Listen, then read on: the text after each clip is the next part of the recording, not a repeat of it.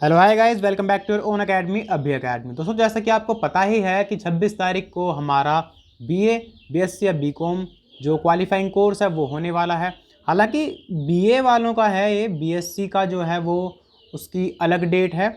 तो अभी फ़िलहाल सिर्फ ये जो एग्ज़ाम है बीए वालों का है। तो इन सभी के लिए जो बीए के स्टूडेंट्स हैं सेकेंड ईयर वाले, जिनका एग्ज़ाम 26 तारीख को होने वाला है, सामान्य जागरूकता यानी कि जनरल अवेयरनेस का, उन सभी के लिए मैं इंपॉर्टेंट क्वेश्चंस लेकर आया हूं, जिनको याद करके आप आसानी से क्वालिफाई इस एग्जाम को कर जाएंगे। ठीक है फ्रेंड्स, तो शुरू करते हैं इन क्वेश्चंस को। तो हमारे सामने पहला क्वेश्चन है, भारत में सर्वाधिक जनसंख्या वाला प्रदेश है। तो इसका सीधा सीधा सा आंसर क्या हो जाएगा? ऑप्शन नंबर सी, यानी कि उत्तर प्रदेश इसका सही जवाब हो जाएगा। ठीक है फ्रेंड्स, भारत में सबसे कम जनसंख्या वाला राज्य है। तो सबसे कम जनसंख्या की बात कर रहे हैं तो इसका ऑप्शन हो जाएगा ऑप्शन नंबर बी, यानी कि सिक्किम। ठीक है फ्रेंड्स, क्वेश्चन नंबर 3 है, भारत का सर्वाधिक क्षेत्रफल वाला राज्य कौन सा है? सर्वाधिक क्षेत्रफल पूछ रहा है, तो ऑप्शन नंबर ए यानी कि राजस्थान इसका सही जवाब हो जाएगा। भारत का कौन सा राज्य स्वयं का संविधान रखता है?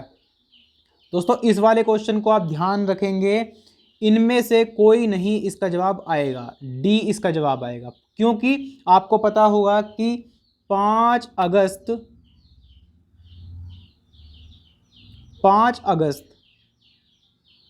2019 को जो है धारा 370 हटा दी गई थी कश्मीर से, और धारा 370 हटाने के बाद से ही कश्मीर में भारत का ही संविधान चलने लग गया था। ठीक है फ्रेंड्स, तो इसलिए इसका जवाब जो है इनमें से कोई नहीं, यानी कि ऑप्शन नंबर डी आ जाएगा। 5 है, संसार में जनसंख्या में भारत का कौन सा स्थान है? भारत का भाग बताना है, स्थान नहीं। तो इसमें हो जाएगा 17.7%, यानी कि ऑप्शन नंबर बी इसका सही जवाब हो जाएगा। छठा है, भारत में सबसे अधिक वर्षा होती है। तो इसका हो जाएगा ऑप्शन नंबर ए, यानी कि चेरापूंजी। भारत की सबसे अधिक साक्षरता वाला प्रदेश है। दोस्तों, ये जो है अब नए जो आंकड़े आए थे उनसे संबंधित पूछ रहा है, सबसे अधिक साक्षरता वाला, तो केरल, सी इसका सही जवाब हो जाएगा। भारत की सबसे बड़ी झील किस प्रदेश में है? तो इसका जो सही जवाब हो जाएगा ऑप्शन नंबर बी, यानी कि सिक्किम सही जवाब हो जाएगा। ठीक है फ्रेंड्स, नेक्स्ट क्वेश्चन है हमारा, इसमें कह रहा है कि संविधान सभा की प्रारूप समिति के अध्यक्ष कौन थे? तो प्रारूप समिति के अध्यक्ष थे डॉक्टर BR अम्बेडकर, यानी कि ऑप्शन सी इसका सही जवाब हो जाएगा। भारतीय संविधान किस तिथि को लागू हुआ? तो आपको पता ही होगा, प्रत्येक वर्ष हम 26 जनवरी सेलिब्रेट करते हैं, तो 26 जनवरी 1950 इसका सही जवाब हो जाएगा। भारतीय संविधान निर्माताओं ने राज्य के नीति निर्देशक तत्व किस संविधान से लिए थे? यानी कि DPSP की बात कर रहा है, तो ऑप्शन नंबर डी, आयरलैंड इसका सही जवाब हो जाएगा। भारतीय संविधान में कितने अनुच्छेद तथा कितनी अनुसूचियां हैं? तो अनुच्छेद की बात करें तो अनुच्छेद तो 395 है, लेकिन अनुसूचियां 12 हैं। याद रखेंगे, इसमें जो है ऑप्शंस गलत दिए हुए हैं, तो आप याद रखना अनुच्छेद 395 आएंगे और 12 अनुसूचियां आएंगी, पेपर में सही आएगा। तो हमें 12 अनुसूचियां याद रखनी है। ठीक है फ्रेंड्स, तो 395 अनुच्छेद और 12 अनुसूचियां। उसके बाद 53 है, संविधान के किस संशोधन द्वारा प्रस्तावना में समाजवादी, धर्मनिरपेक्ष तथा अखंडता शब्द जोड़े गए? तो 42वां संशोधन हुआ था, यानी कि ऑप्शन नंबर 20 का सही जवाब हो जाएगा।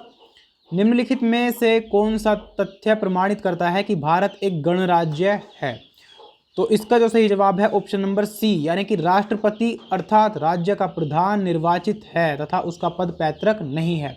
यानी कि अब अगर कोई राष्ट्रपति है तो जरूरी नहीं है कि जो उसका बेटा होगा, उसके परिवार का होगा, वही राष्ट्रपति बनेगा, इसका निर्वाचन किया जाएगा।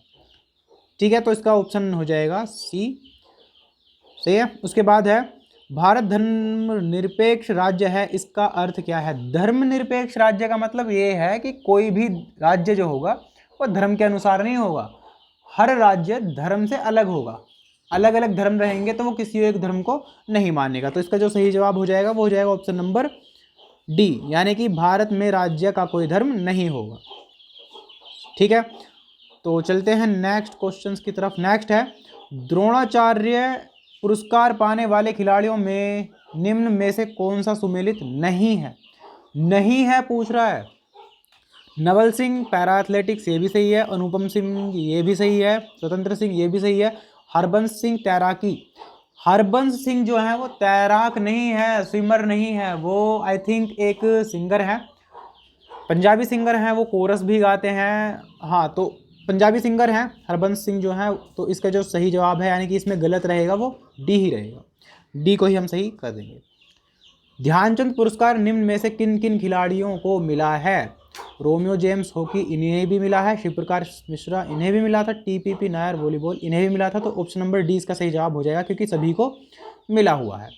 किन भारतीय नागरिकों को एशिया के प्रतिष्ठित रेमन मैग्सेस अवार्ड 2015 के लिए चुना गया था? तो इसका ऑप्शन नंबर संजीव चतुर्वेदी, इन्हें भी मिला था। अंश गुप्ता, इन्हें भी मिले था केवल। तो ए और बी दोनों ही हो जाएंगे, यानी कि ऑप्शन नंबर डी को हम सही लगा देंगे। लेफ्टिनेंट कर्नल नेकतार संजयनबाम का कौन सा वीरता पुरस्कार मिला था? परमवीर चक्र, कीर्ति चक्र, अशोक चक्र या पद्म भूषण? तो ऑप्शन नंबर बी है, कीर्ति चक्र मिला था लेफ्टिनेंट कर्नल नेकतार संजयनबाम जी को। ठीक है, उसके बाद है Tata institute of fundamental research यानी कि TIFR के अमलेंदु कृष्णा को कौन से पुरस्कार से सम्मानित किया गया था? पद्म विभूषण पुरस्कार से, बिहारी पुरस्कार से, रामानुजन पुरस्कार से, भारत रत्न पुरस्कार से? तो इसका तो सही जवाब ऑप्शन नंबर सी रहेगा, यानी कि रामानुजन पुरस्कार से। उसके बाद है हिंदी रत्न सम्मान से किस वरिष्ठ लेखक को सम्मानित किया गया? हिंदी रत्न सम्मान की बात कर रहा है तो रंगनाथ रामदयाल तिवारी, संजीव चतुर्वेदी, झुम्पा लाहिड़ी, उपरोक्त सभी। तो इसका जो सही जवाब है वो है ऑप्शन नंबर ए, यानी कि रंगनाथ रामदयाल तिवारी। तो मिलते हैं आपसे नेक्स्ट क्लास में, तब तक के लिए wish you happy exams, bye bye and make sure to subscribe our channel.